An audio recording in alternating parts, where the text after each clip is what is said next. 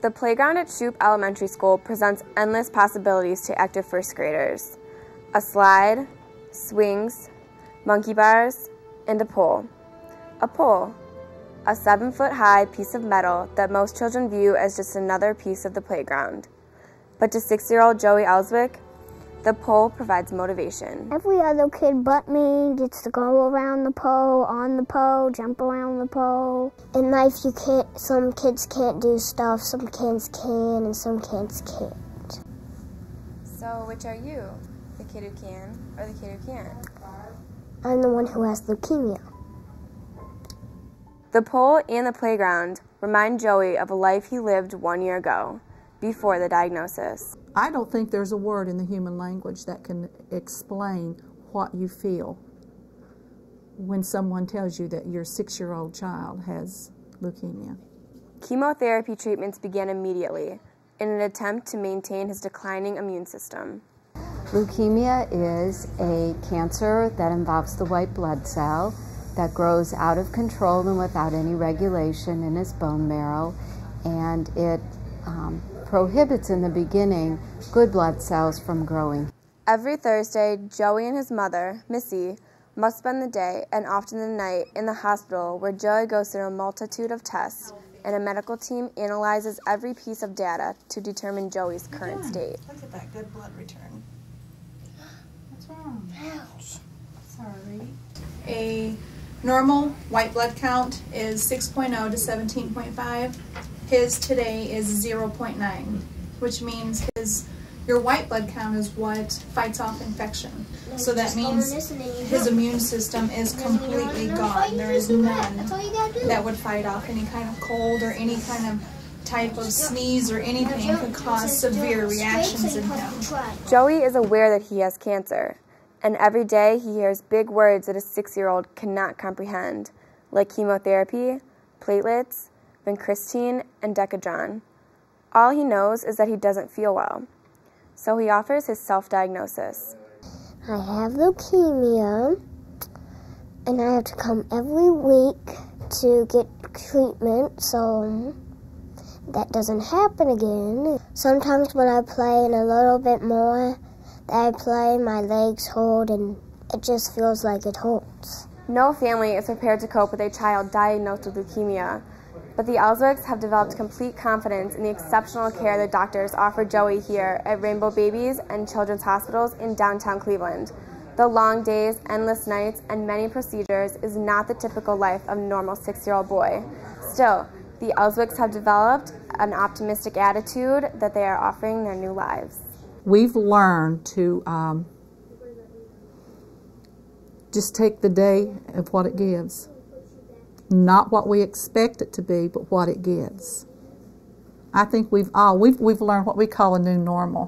What we knew before January 15th of last year no longer exists. Our new normal stinks. But it's a process you have to go through. And if I had to be anywhere, I am thankful that we are here at Rainbows. When my counts are up, I have a spinal tap. They use a big long needle and doing my back. I cried the first time because I thought he was feeling it, but he really doesn't remember.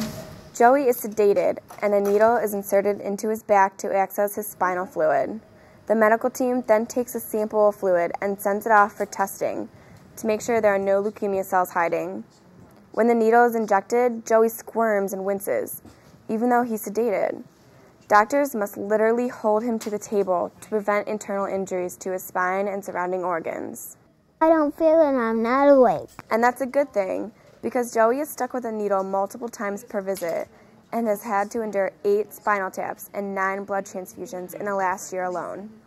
Fluids are extracted so often that a Metaport has been surgically implanted into his chest for easier access while attempting to limit the pain as much as possible. You're done, sweetie. You're all done. You're done. The constant hospital visits prohibit him from regularly attending first grade, though he loves to go. With him not coming to school on a regular basis because he has many doctor's appointments or sometimes he gets ill and has to take a couple days off to recuperate. And when he does return, sometimes he's a little bit tired, a little lethargic, And then he gets behind because first grade we kind of hit the ground running. There's a lot of different concepts that we're learning every day or every other day. And if he misses 1 or 2 days, then he misses those concepts. I'm getting the leukemia out of me, but I still have homework to do. But he does have an at-home tutor, and so the tutor then will go over those concepts with him. Joey is a typical little boy in here, and I checked with his mother to make sure it would be okay if he explained to the students what his illness was, and she said it would be fine. So about the 2nd or 3rd day of school, I had him talk to the whole class about his illness, and they were very, very, very understanding. Sometimes kids have a cold and he needs to wear a mask. They're very, very caring. He fits right in. He's just a typical little boy. He adores everybody and everybody adores him. Adore him they do. While Joey's absences add up to educational challenges, every day he misses school means he's likely in the hospital, which equates to a financial burden for his family. It's not something the Ellswicks like to discuss, but the reality of the situation is that Joey's medical expenses are mounting at an unmanageable rate. His dad's insurance covers like 50-50. His first day at the hospital was $76,000. There's no way that they can come up with enough money to make up for that other 50%. It is doctors, medications, office visits. They're just all individual. Let's go to sleep, bud. Ready to go to sleep? For them to be able to come up with hundreds of thousands of dollars, they just don't have it. Your meager existence doesn't even begin to compare what it would cost to pay for 1 week. 1 week of his hospital stays. That's unreachable. Unreachable.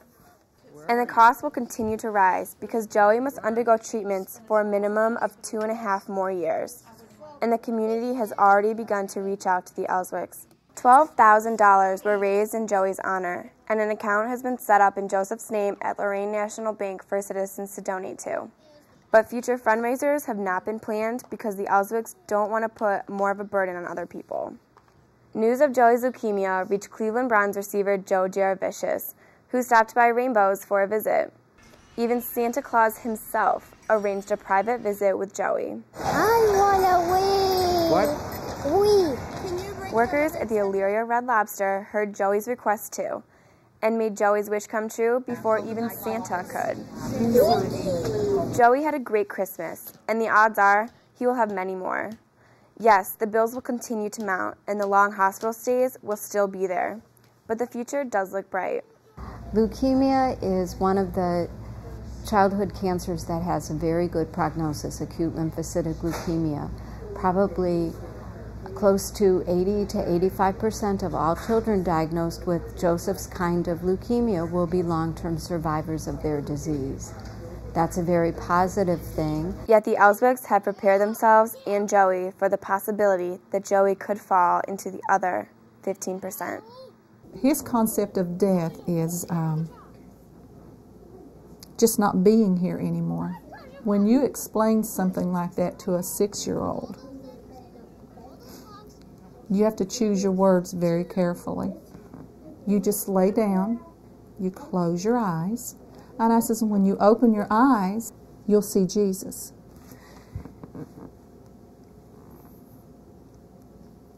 He said, but I'll be afraid. I'll be by myself.